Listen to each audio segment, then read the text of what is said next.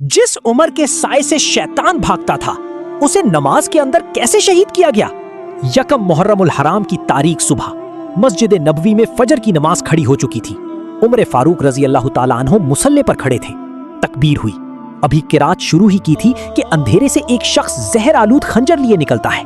आप रजी अल्लाह ताला अन्हु पर एक के बाद एक 6 वार किए गए। फारूक आजम रजी अल्लाह ताला अन्हु खून में लथपथ होकर मुसल्ले पर गिर पड़ते हैं।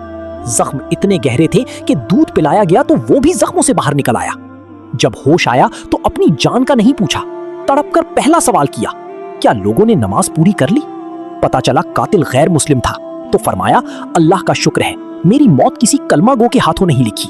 नमाज से ऐसी मोहब्बत, नमाज से ऐसी मोहब्बत, नमाज से ऐसी मोहब्बत, ये था इस्लाम के शेर का आखिरी सजदा।